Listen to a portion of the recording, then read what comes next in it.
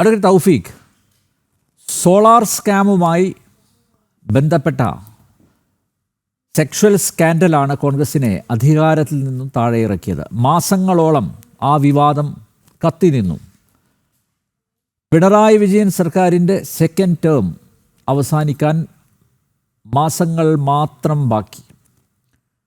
പുനഃസംഘടനയ്ക്ക് ശേഷം യുവ നേതൃനിരയുടെ പിൻബലത്തിൽ കോൺഗ്രസ് ഒന്ന് മിന്നിച്ചു വരികയായിരുന്നു. അപ്പോഴാണ് രാഹുൽ മാങ്കൂട്ടത്തിനെതിരെ ഒന്നിന് പിറകെ ഒന്നായി യുവതികൾ രംഗത്തെത്തുന്നത്. ഇവരാരും പോലീസിലോ കോടതിയിലോ നേരിട്ട് പരാതി നൽകിയില്ല എന്ന ഒറ്റ കാരണത്താൽ ആരോപണങ്ങളുടെ ഗൗരവം കുറച്ച് കാണാനാവുമോ? ഒരു ജനപ്രതിനിധിക്ക് ഭൂഷണമാണോ ഈ വഴിവിട്ട ബന്ധങ്ങൾ? പുറത്തു വന്നത് രാഹുൽ മാങ്കൂട്ടത്തിൽ ഒരു സെക്ഷൽ പെർവേർട്ടാണെന്നല്ലേ വിളിച്ചു പറയുന്നത്? കോൺഗ്രസിന് വലിയ ക്ഷീണമല്ലേ ഉണ്ടായിരിക്കുന്നത്? അഡ്വക്കേറ്റ് തൗഫീഖ്.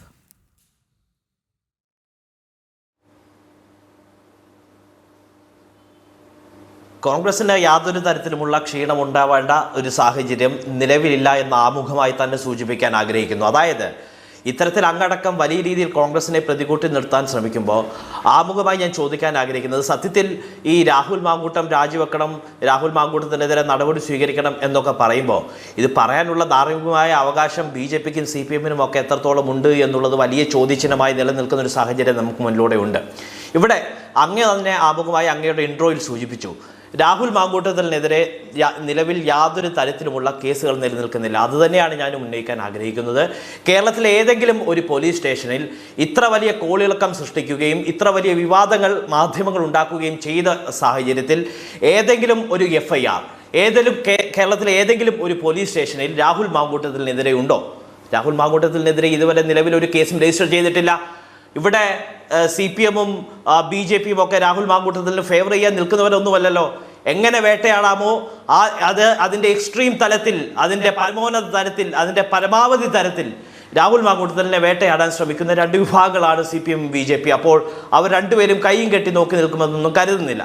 സ്വാഭാവികമായിട്ടും അതുമായി ബന്ധപ്പെട്ടടക്കം മുഖ്യമന്ത്രിയുടെ ഓഫീസ് അടക്കം, മുഖ്യമന്ത്രിയുമായി ബന്ധപ്പെട്ട് നിൽക്കുന്ന, CPMുമായി ബന്ധപ്പെട്ട് നിൽക്കുന്ന ആളുകളടക്കം നിയമ ഉപദേശം തേടിയ സാഹചര്യത്തിൽ ഇത്തരത്തിലൊരു കേസുമായി മുന്നോട്ട് പോയാൽ തിരിച്ചടി ഉണ്ടാകും എന്ന നിയമ ഉപദേശം ലഭിച്ചതിൻ്റെ അടിസ്ഥാനത്തിലാണ് അത്തരത്തിലൊരു മൂവ്മെൻറ്റ് അല്ലെങ്കിൽ ഇതുമായി ബന്ധപ്പെട്ട ഒരു കേസ് എടുക്കാൻ പോലും സർക്കാരിന് കഴിയാതെ പോകുന്നത്. ഇത്തരത്തിൽ ഞാൻ സൂചിപ്പിക്കാൻ ആഗ്രഹിക്കുന്ന ഒരു കാര്യം, ഇവിടെ ഈ നിയമപരമായ ഒരു പരാതി, അതുതന്നെയാണ് ഏറ്റവും പ്രസക്തമായ കാര്യം. നിയമപരമായ ഒരു പരാതി വരും മുമ്പേ ശ്രീ രാഹുൽ മാങ്കൂട്ടത്തിൽ ഇവിടെ യൂത്ത് കോൺഗ്രസിൻ്റെ സംസ്ഥാന അധ്യക്ഷ പദവി രാജിവെക്കുകയാണ്. രാഹുൽ മാങ്കൂട്ടത്തിൽ യൂത്ത് കോൺഗ്രസിൻ്റെ സംസ്ഥാന അധ്യക്ഷ പദവി അദ്ദേഹത്തിനെതിരെ വിവാദമുണ്ടായി മണിക്കൂറുകൾക്കകം രാജിവെക്കുന്ന ഒരു സാഹചര്യം ഉണ്ടായി. സത്യത്തിൽ രാഹുൽ മാങ്കൂട്ടത്തിൽ രാജിവെച്ചത് ധാർമ്മികത ഉയർത്തിപ്പിടിച്ചുകൊണ്ടാണ്. അദ്ദേഹത്തോട് ആരും രാജി ആവശ്യപ്പെട്ടിട്ടില്ല. അദ്ദേഹം ധാർമ്മികത ഉയർത്തിപ്പിടിച്ചുകൊണ്ടാണ് അദ്ദേഹം രാജിവെക്കാനുള്ള സാഹചര്യം ഉണ്ടായത്. ഇവിടെ അത് കോൺഗ്രസിന് ആത്മവിശ്വാസം വർദ്ധിപ്പിക്കുന്ന ഒരു സാഹചര്യം തന്നെയാണ് സൃഷ്ടിച്ചത് എന്നുള്ള കാര്യത്തിൽ യാതൊരു വിധത്തിലുമുള്ള സംശയത്തിന് ആവശ്യമില്ല. ഇവിടെ ഒരു സ്ത്രീ പോലും അദ്ദേഹത്തിന്റെ പേര് പറയാതെ ആരോപണം നടത്തി. അതുമായി ബന്ധപ്പെട്ടാണല്ലോ ഇത്തരത്തിലുള്ള കോളിളക്കങ്ങളുടെ തുടക്കം എന്ന് പറയുന്ന ഒരു സ്ത്രീ, ഒരു യുവ നടി അദ്ദേഹത്തിനെതിരെ പേര് പറയാതെ ആരോപണം നടത്തുന്ന ഒരു സാഹചര്യം ഉണ്ടായത്. ഇന്ന് ഈ നിമിഷം വരെ അദ്ദേഹമാണ് എന്ന് ആ യുവ നടി സ്ഥിരീകരിക്കുന്ന ഒരു സാഹചര്യം ഉണ്ടായിട്ടില്ല. അത് നിലനിൽക്കെ തന്നെ യൂത്ത് കോൺഗ്രസ് അധ്യക്ഷ സ്ഥാനം അദ്ദേഹം രാജിവെക്കുന്ന ഒരു സാഹചര്യം ഉണ്ടായി. ഇത്തരത്തിലൊരു രാജിയിലൂടെ തികച്ചും മാതൃകാപരമായിട്ടുള്ളൊരു സമീപനമാണ് അദ്ദേഹം സ്വീകരിച്ചത്. അതുകൊണ്ട് തന്നെ കോൺഗ്രസ് പാർട്ടിക്ക് ഏതാണ്ട് വലിയ ക്ഷീണമുണ്ടാകുന്നു, കോൺഗ്രസ് പാർട്ടിക്ക് ഏതാണ്ട് വലിയ ബുദ്ധിമുട്ടുണ്ടാകുന്നു എന്ന് പറയുമ്പോൾ തന്നെ ഇത് പറയാൻ CPMനും BJPക്കും ഒക്കെ എത്രത്തോളം ധാർമ്മികമായിട്ടുള്ള അവകാശമുണ്ട് എന്നുള്ള ചോദ്യമാണ് ഈ ഘട്ടത്തിൽ ഉയരുന്നത്. സത്യത്തിൽ അങ്ങക്ക് അറിയാമല്ലോ, അങ്ങ് ഉത്തരവാദിത്തപ്പെട്ട ഒരു മാധ്യമപ്രവർത്തകരാണ്. അങ്ങ് അടക്കം ഈ വിഷയം നിരന്തരമായി ചർച്ച ചെയ്തിട്ടുണ്ടാകും. അതായത് സ്വപ്ന സുരേഷിൻ്റെ രേഖാമൂലമുള്ള പരാതി ഇവിടെയുണ്ട്. മൂന്നാറിലേക്ക് ടൂറിന് കൊണ്ടുപോകാമെന്ന് കേരളത്തിലെ മുൻ ധനകാര്യ വകുപ്പ് മന്ത്രി CPMന്റെ മുതിർന്ന നേതാവ് കേന്ദ്ര കമ്മിറ്റി അംഗമായിട്ടുള്ള ഡോക്ടർ TM തോമസ് ഐസക് സ്വപ്ന സുരേഷിനോട് ഇത്തരത്തിൽ അപമര്യാദയായി പറഞ്ഞു. അത്തരത്തിൽ ഒരു രേഖാമൂലമുള്ള പരാതി നിലനിൽക്കുന്നുണ്ട്. എന്ത് നടപടിയാണ് ഈ CPM നേതൃത്വം ഡോക്ടർ TM തോമസ് ഐസക്കിനെതിരെ സ്വീകരിച്ചത് എന്നുള്ളത് ഏറ്റവും പ്രസക്തമായ ചോദ്യമായി നിലനിൽക്കുകയാണ്. ആ ഘട്ടത്തിൽ തന്നെ മറ്റൊരു മന്ത്രി, മുൻ ദേവസ്വം വകുപ്പ് മന്ത്രി, CPMന്റെ സംസ്ഥാന സെക്രട്ടേറിയറ്റ് അംഗം കടകംപള്ളി സുരേന്ദ്രൻ പെൺകുട്ടികളുള്ള വീടുകളിൽ അമ്മമാരുള്ള വീടുകളിൽ കടകംപള്ളി സുരേന്ദ്രനെ കയറ്റാൻ പറ്റില്ല എന്നൊരു സ്ത്രീ പറഞ്ഞു. കേരളത്തിലെ പൊതുസമൂഹത്തോടാണ് പറഞ്ഞത്. എന്ത് നടപടിയാണ് ആ സ്ത്രീ പറഞ്ഞ കാര്യവുമായി ബന്ധപ്പെട്ട് കടകംപള്ളി സുരേന്ദ്രനെതിരെ സ്വീകരിച്ചത് എന്നുള്ളത് ഏറ്റവും പ്രസക്തമായ ചോദ്യമല്ലേ? അതിനോടൊപ്പം തന്നെ മുൻ സ്പീക്കർ ശ്രീ പി ശ്രീരാമകൃഷ്ണനെതിരെ ഗുരുതരമായിട്ടുള്ള ആരോപണം ശ്രീരാമകൃഷ്ണനെതിരെ ഉയരുന്ന ഒരു സാഹചര്യം ഉണ്ടായി. ആ മുൻ സ്പീക്കറിനെതിരെ ഇത്തരത്തിലൊരു സാഹചര്യം ഉണ്ടായപ്പോൾ ഏത് തരത്തിലുള്ള നടപടിയാണ്? ഗുരുതരമായിട്ടുള്ള ആരോപണമാണ് സ്വപ്ന സുരേഷ് പി ശ്രീരാമകൃഷ്ണനെതിരെ ഉന്നയിച്ചത്. എന്ത് നടപടിയാണ് CPM നേതൃത്വം സ്വീകരിച്ചത് എന്നുള്ളത് ഏറ്റവും പ്രസക്തമായ ചോദ്യമായി നിൽക്കുകയാണ്. ഇവിടെ CPM ഭരിക്കുന്ന CPMന്റെ നേതൃത്വം നൽകുന്ന മുന്നണിയിലുള്ള ഒരു MLA, ആ MLAക്കെതിരെ CPMന്റെ ആഭ്യന്തര വകുപ്പ് അന്വേഷിച്ച് കുറ്റക്കാരനാണ് എന്ന് കണ്ടെത്തി ചാർജ് ഷീറ്റ് കോടതിയിൽ നൽകി ആ കേസിൽ അറസ്റ്റ് ചെയ്യപ്പെട്ട മുകേഷ് എന്ന് പറയുന്ന ഒരു MLA ഉണ്ട്. ആ MLAക്കെതിരെ എന്ത് നടപടിയാണ് ഇതുവരെ CPM നേതൃത്വം സ്വീകരിച്ചത് എന്നുള്ളത് ഏറ്റവും പ്രസക്തമായ ചോദ്യമായി നിലനിൽക്കുകയാണ്. ഇത്തരത്തിൽ ഗുരുതരമായിട്ടുള്ള നിരവധിയായ വിഷയങ്ങൾ നിലനിൽക്കുന്നു, തീർന്നില്ല. ഇവിടെ KB ഗണേഷ് കുമാറിനെയും ഇവിടെ ശ്രീ AK ശശീന്ദ്രനെയും വലത്തും ഇടത്തും നിർത്തിയാണ് പിണറായി വിജയൻ മുന്നോട്ട് കൊണ്ടുപോകുന്നത്. അവർക്കെതിരെയൊക്കെ ഇതുമായി ബന്ധപ്പെട്ടുള്ള ഇത്തരത്തിലുള്ള കേസുകളുടെ പരമ്പരയാണ് KB ഗണേഷ് കുമാറിനെതിരെ അടക്കം നിലനിൽക്കുന്നത്. എന്ത് നടപടിയാണ്? അവരുടെ മുന്നണിയിൽപ്പെട്ട ഉത്തരവാദിത്തപ്പെട്ട 2 മന്ത്രിമാരല്ലേ? എന്ത് നടപടിയാണ് കടകംപള്ളി സുരേന്ദ്രനും പി ശ്രീരാമകൃഷ്ണനും അതുപോലെ KB ഗണേഷ് കുമാറും AK ശശീന്ദ്രനും ഒക്കെ ഇങ്ങനെയാണ്. അതുകൊണ്ട് രാഹുൽ മാങ്കൂട്ടത്തിലും ഇങ്ങനെ ആയതിൽ കുഴപ്പമൊന്നുമില്ല എന്ന് സ്ഥാപിക്കാനാണോ താങ്കൾ ശ്രമിക്കുന്നത്?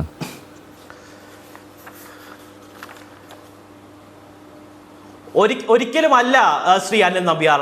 ഞാൻ അങ്ങയോട് ആമുഖമായി സൂചിപ്പിച്ചു, കേരളത്തിലെ ഒരു പോലീസ് സ്റ്റേഷനിലും രാഹുൽ മാങ്കൂട്ടത്തിനെതിരെ നിലവിൽ ഒരു FIR, ഒരു കേസ് നിലനിൽക്കുന്നില്ല. അത്തരമൊരു സാഹചര്യത്തിൽ രാഹുൽ മാങ്കൂട്ടത്തിൽ കുറ്റക്കാരനാണ് എന്ന് പൊതുസമൂഹത്തിന് മുന്നിൽ തെളിയിക്കാൻ ധാർമ്മികമായ ഒരു തെളിവും ഇതുവരെ ലഭ്യമല്ല. അപ്പൊ സ്വാഭാവികമായിട്ടും അങ്ങനെ ഉണ്ടെങ്കിൽ നിയമപരമായിട്ടുള്ള നടപടികളുമായി മുന്നോട്ട് പോകണം. ഇത്തരത്തിൽ ആരോപണം ഉന്നയിക്കുന്ന ആളുകൾ ആരും ഇതുവരെ അത്തരത്തിലുള്ള പരാതിയുമായി മുന്നോട്ട് പോകുന്ന ഒരു സാഹചര്യം ഉണ്ടായിട്ടില്ല. ഈ ഘട്ടത്തിലാണ് പറയാൻ ആഗ്രഹിക്കുന്നത്, സ്വാഭാവികമായിട്ടും അന്തരീക്ഷത്തിൽ നിന്ന് ആർക്കുമെതിരെ എന്ത് തരത്തിലുള്ള ആരോപണം വേണമെങ്കിലും ഉന്നയിക്കാം. അങ്ങ് ഈ ചർച്ച തുടങ്ങുന്നതിന് ആമുഖമായി സോളാർ കേസുമായി ബന്ധപ്പെട്ടുള്ള കാര്യങ്ങൾ സൂചിപ്പിക്കുന്ന ഒരു സാഹചര്യം ഉണ്ടായി. ആ സോളാർ കേസിന്റെ അവസാനം എന്താണ് ഉണ്ടായത് എന്നുള്ളത് അങ്ങ് കണ്ടതാണ്.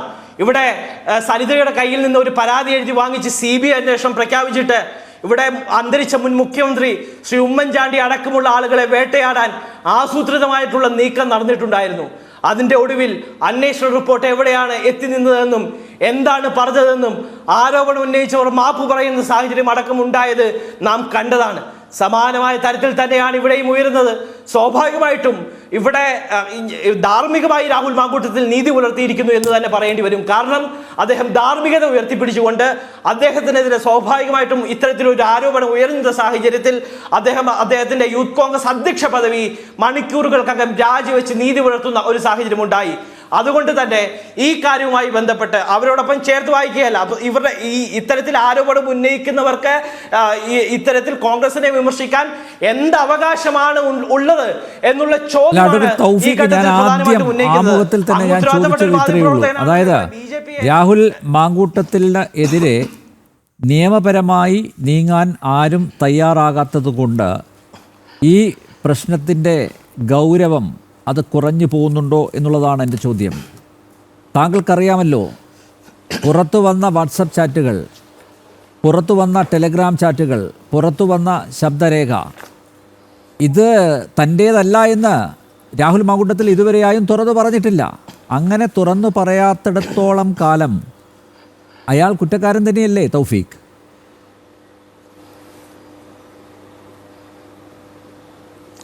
ശ്രീ അനിൽ നമ്പർ, ഇത് തൻ്റേതാണ് എന്ന് ശ്രീ രാഹുൽ മാങ്കൂട്ടം എവിടെയെങ്കിലും പറഞ്ഞിട്ടുണ്ടോ? ഇല്ലല്ലോ. ഇവിടെ സ്വാഭാവികമായിട്ടും ഞാൻ അങ്ങയോട് സൂചിപ്പിക്കാൻ ആഗ്രഹിക്കുന്നു, ഇത്തരത്തിലൊരു ആരോപണം വന്നപ്പോൾ ആ ആരോപണത്തിന്റെ ആധികാരികത നോക്കാതെ, അതിന്റെ തീവ്രത അളക്കാതെ, അത് ഡിജിറ്റൽ തെളിവുകളാണ് പുറത്തു വന്നത്, അതിന്റെ അടക്കം ആധികാരികത പരിശോധിക്കണം എന്നുള്ളതാണ് എൻ്റെ അഭിപ്രായം. സ്വാഭാവികമായിട്ടും അത്തരത്തിലുള്ള ആരോപണങ്ങൾ അടക്കം കടന്നു വന്ന ഒരു സാഹചര്യത്തിൽ ആ ഡിജിറ്റൽ തെളിവുകളുടെ അടക്കം ആധികാരികത പരിശോധിക്കാതെ അദ്ദേഹം സ്വയം നീതി പുലർത്തുന്ന ഒരു സാഹചര്യം നമുക്ക് മുന്നിലുണ്ട്. ഇത് കാണാതെ പോകരുത്.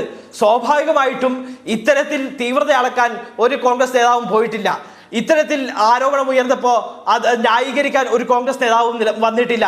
അന്വേഷണ കമ്മീഷനെ വെച്ചിട്ട് മുന്നോട്ട് പോകാൻ ഒരു കോൺഗ്രസ് നേതാവും വന്നിട്ടില്ല.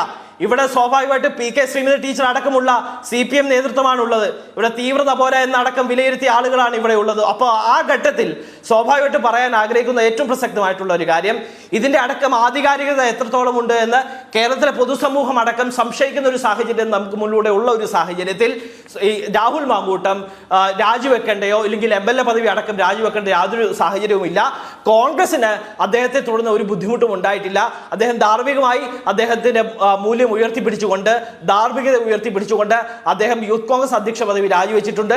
ഇനി അത്തരത്തിൽ എന്തെങ്കിലും പരാതി ഉണ്ടെങ്കിൽ നിയമപരമായിട്ടുള്ള നടപടികളുമായി, നിയമപരമായ പരാതിയുമായി ഇത്തരത്തിലുള്ള ഏതെങ്കിലും യുവതികൾ മുന്നോട്ട് വരേണ്ട ഒരു സാഹചര്യം ഉണ്ടാവണം. ഇവിടെ ഏതെങ്കിലുമൊക്കെ മാധ്യമങ്ങൾക്ക് മുന്നിൽ വന്ന് ഏതെങ്കിലുമൊക്കെ ഓഡിയോ റെക്കോർഡ് അയച്ചു കൊടുത്ത് ഇത് രാഹുൽ മാങ്കൂട്ടത്തിനെ ക്രൂശിക്കാനാണ് നോക്കുന്നതെങ്കിൽ അതിനെ കൈയും കെട്ടി നോക്കി നിൽക്കാൻ കഴിയില്ല.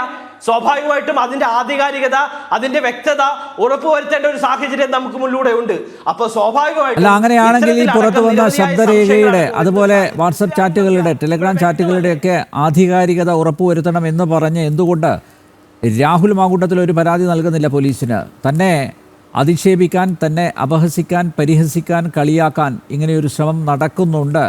അതുകൊണ്ട് അതിൻ്റെ നിജസ്ഥിതി അറിയാൻ ഒരു പോലീസ് അന്വേഷണം വേണം എന്നാവശ്യപ്പെട്ട് എന്തുകൊണ്ട് രാഹുൽ മാങ്കൂട്ടത്തിൽ മുന്നോട്ട് വരുന്നില്ല?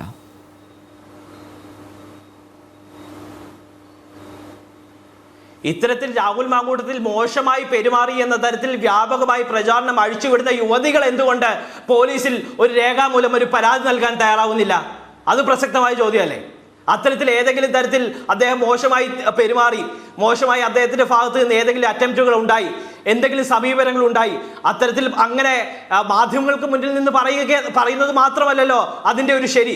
മാധ്യമങ്ങളല്ലല്ലോ ഇത് കേസ് അന്വേഷിച്ച് അതിന്റെ യാഥാർത്ഥ്യം കണ്ടുപിടിക്കുന്നത്. ഇവിടുത്തെ അന്വേഷണ സംവിധാനമാണ്, ഇവിടുത്തെ പോലീസ് സംവിധാനമാണ്.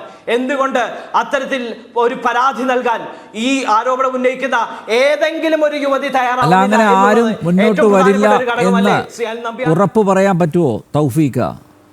ഇപ്പൊ ഇത് മൂന്നാമത്തെ ദിവസമേ ആയുള്ളൂ. ആരും, ഒരു യുവതി മുന്നോട്ട് വരില്ല എന്ന് ഈ ഘട്ടത്തിൽ ഉറപ്പ് പറയാൻ പറ്റുമോ? അത്രമാത്രം കോൺഫിഡൻസ് രാഹുൽ മാങ്കൂട്ടത്തിൽ നിന്നുണ്ടോ? കോൺഗ്രസിനോ ഈ കാര്യത്തിൽ ആശങ്കപ്പെടേണ്ട യാതൊരു തരത്തിലുമുള്ള സാഹചര്യമില്ല. ശരി, അങ്ങനെ ഉണ്ടെങ്കിൽ പരാതിയുമായി രംഗത്ത് വരട്ടെ. എന്തുകൊണ്ട് ഇത്തരത്തിൽ രാഹുൽ മാങ്കൂട്ടത്തിനെ കഴിഞ്ഞ 2 ദിവസമായി വലിയ തരത്തിൽ വേട്ടയാടുന്ന ഒരു സാഹചര്യം ഉണ്ടല്ലോ?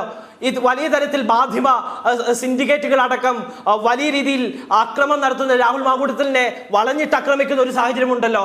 എന്തുകൊണ്ട് ഇത്തരത്തിൽ പരാതി ഉയരുന്ന സാഹചര്യത്തിൽ രേഖാമൂലം ഒരു പരാതി നൽകാൻ നാളിതുവരെ, ഇന്ന് ഈ ചർച്ച ചെയ്യുമ്പോൾ 7:50 ഇന്ന് ഈ സമയം വരെ എന്തുകൊണ്ട് ഒരു പരാതി നൽകാൻ തയ്യാറാവുന്നില്ല എന്നുള്ളത് ഇവർ ഉന്നയിക്കുന്ന ആരോപണങ്ങളിൽ ഒരു അടിസ്ഥാനവും ഒരു കഴമ്പുമില്ല എന്നുള്ളത് വ്യക്തമാക്കുന്നതിന്റെ തെളിവല്ലേ ശ്രീ അനിൽ നമ്പ്യാർ? MK ഹരിദാസ്, അങ്ങനെ കരുതാൻ പറ്റുമോ? ഒരുപക്ഷെ പെൺകുട്ടികൾ അല്ലെങ്കിൽ യുവതികൾ, അവർക്ക് മുന്നോട്ട് വരാൻ, നിയമപരമായി നീങ്ങാൻ പല തടസ്സങ്ങളും ഉണ്ടാവും. നമ്മുടെ മുന്നിൽ മറ്റ് കേസുകളുണ്ട്, അറിയാലോ താങ്കൾക്ക്. ഇപ്പോൾ കൊച്ചിയിൽ നടിയെ ആക്രമിക്കപ്പെട്ട കേസ്. ഒരു മിനിറ്റ് തൗഫീഖിനോടല്ല, പോലീസുണ്ട്, ഇവിടെ സംസ്ഥാനം ഭരിക്കുന്നത് കോൺഗ്രസ് അല്ല, പിന്നെ തടസ്സമുണ്ട് എന്ന തരത്തിലടക്കം എന്തെങ്കിലും ഒരു അജണ്ട വെച്ച് ചർച്ച ചെയ്യരുത്. ഇതിന്റെ യാഥാർത്ഥ്യം നിഷ്പക്ഷമായിട്ടാണ് അങ്ങ് ചർച്ച ചെയ്യാൻ ഉദ്ദേശിക്കുന്നതെങ്കിൽ ഇത്തരത്തിലുള്ള പരാമർശങ്ങൾ നടത്താൻ അങ്ങ് തയ്യാറാവരുത്. തൗഫീഖ്, പക്ഷേ എങ്കിലും നമ്മുടെ നാട്ടിലെ യുവതികൾക്ക് ആ ഇൻഹിബിഷൻ ഉണ്ട്. അവർക്ക് തുറന്നു പറയാൻ, അല്ലെങ്കിൽ പോലീസിനെ സമീപിക്കാൻ, കോടതിയെ സമീപിക്കാൻ ഒക്കെ പല തടസ്സങ്ങളും ഇപ്പോഴും നിലനിൽക്കുന്നുണ്ട്. നമ്മൾ പുരോഗമനമൊക്കെ പറയുകയാണെങ്കിലും ഇപ്പോഴും രംഗത്ത് വരാൻ സ്ത്രീകൾ മടിക്കുന്നുണ്ട്. അതൊരു യാഥാർത്ഥ്യമാണ്. തൗഫീഖ് ബഹളം വെച്ചിട്ട് കാര്യമില്ല. കാരണം കൊച്ചിയിൽ നടി ആക്രമിക്കപ്പെട്ടിട്ട് എത്ര വർഷമായി? യാതൊരു തരത്തിലും യോജിക്കാൻ കഴിയില്ല. ആ നടി പരസ്യമായി അപമാനിക്കപ്പെട്ടില്ലേ? അതൊക്കെ നമ്മുടെ മുന്നിൽ നിൽക്കുമ്പോൾ അതൊക്കെ ഇങ്ങനെ മുന്നിൽ നിൽക്കുന്ന സമയത്ത് നടിയുമായി ബന്ധപ്പെട്ട കേസാണെങ്കിൽ അത് നമുക്ക് ചർച്ചയ്ക്ക് എടുക്കാം. ഞാനത് എടുത്ത് ഒന്ന് കാണിച്ചതേ ഉള്ളൂ. തൗഫീഖ്, ആ കേസിന്റെ അവസ്ഥ എന്താണ്? പരാതി പറഞ്ഞു, നിയമപരമായി മുന്നോട്ട് നീങ്ങി, എവിടെയും എത്തിയിട്ടില്ല ആ കേസ്. ആ വിചാരണ പോലും അവസാനിച്ചിട്ടില്ല, അന്ത്യഘട്ടത്തിലാണ് എന്ന് പറയാൻ തുടങ്ങിയിട്ട് കുറെ നാളുകളായി. അപ്പൊ നോക്കൂ, അത്തരം ഉദാഹരണങ്ങൾ മുമ്പിലുള്ള കാലത്തോളം പല യുവതികളും തുറന്നു പറയാൻ അല്ലെങ്കിൽ പോലീസിനെയോ കോടതിയോ സമീപിക്കാൻ അവർ മടിക്കും എന്നത് വസ്തുതയാണ്. അങ്ങ് ഇന്ത്യ രാജ്യത്തെ നീതിന്യായ സംവിധാനം, ബഹുമാനപ്പെട്ട കോടതികൾ, ആ കോടതികൾ വിശ്വാസ്യതയില്ല. ഈ സംസ്ഥാനത്തെ ജനങ്ങൾക്ക്, ഈ രാജ്യത്തെ സംവിധാനത്തിലോ മറ്റ് അന്വേഷണ സംവിധാനങ്ങളിലോ ബഹുമാനപ്പെട്ട കോടതികളിലോ വിശ്വാസമില്ല എന്നാണ് അങ്ങ് പറഞ്ഞത്. നിയമ സംവിധാനങ്ങൾക്ക് വിശ്വാസ്യതയില്ല എന്നല്ല ഞാൻ പറഞ്ഞത്. താങ്കൾ അങ്ങനെ തെറ്റിദ്ധരിപ്പിക്കേണ്ട ആവശ്യമില്ല. പക്ഷേ യുവതികൾക്ക് അവർക്ക് പ്രശ്നമുണ്ട്, പല തടസ്സങ്ങളുമുണ്ട്. കാരണം ഇങ്ങനെ ഒരു പരാതിയുമായിട്ട് വന്നു കഴിഞ്ഞാൽ പോലീസ് സ്റ്റേഷനിൽ പോകുമ്പോൾ ക്യാമറ കാണും, കോടതിയിൽ പോകുമ്പോൾ ക്യാമറ കാണും. മറ്റൊരു നിരന്തരം വേട്ടയാടലിന് വിധേയമാക്കപ്പെടും. സ്വാഭാവികമായിട്ട് അതൊന്നും ഉൾക്കൊള്ളാൻ പറ്റാത്ത യുവതികൾ ഒരിക്കലും നിയമപരമായി നീങ്ങില്ല എന്നാണ് ഞാൻ പറഞ്ഞത്. യെസ്, തൗഫീഖ് 2 ദിവസമായി വല്ലാത്ത രീതിയിൽ വേട്ടയാടാൻ ശ്രമിക്കുകയല്ലേ. അദ്ദേഹത്തിന് അമ്മയും സഹോദരിയും ഒക്കെ ഉണ്ട്, അദ്ദേഹത്തിന് കുടുംബാംഗങ്ങളുണ്ട്. അതൊക്കെ ശരിയാണ്. പക്ഷെ അദ്ദേഹത്തിന്റെ കയ്യിലിരിപ്പ് ശരിയല്ല. ഞാൻ ഈ പുറത്തു വന്ന ശബ്ദ സന്ദേശങ്ങളും അതുപോലെ ശബ്ദരേഖയൊന്നും ഞാനിവിടെ കാണിക്കുകയോ കേൾപ്പിക്കുകയോ ചെയ്യുന്നില്ല. അപ്പോ അല്ല, തെറ്റ് ചെയ്തിട്ടുണ്ടെങ്കിൽ അതിന്റെ ശിക്ഷ അനുഭവിക്കണം. ഒരുപക്ഷെ ആ ശിക്ഷയായിരിക്കും ഇപ്പൊ അനുഭവിച്ചുകൊണ്ടിരിക്കുന്നത്. ഒരു ജനപ്രതിനിധി, ഒരു MLA വീടിന് പുറത്തേക്ക് ഇറങ്ങാനാവാതെ ഇങ്ങനെ വീടിനകത്ത് പമ്മിയിരിക്കുന്ന ഒരു അവസ്ഥ കേരളത്തെ സംബന്ധിച്ചിടത്തോളം, കോൺഗ്രസിനെ സംബന്ധിച്ചിടത്തോളം വലിയ നാണക്കേടാണ് അഡ്വക്കേറ്റ് തൗഫീഖ്. അത് പറയാതെ വയ്യ.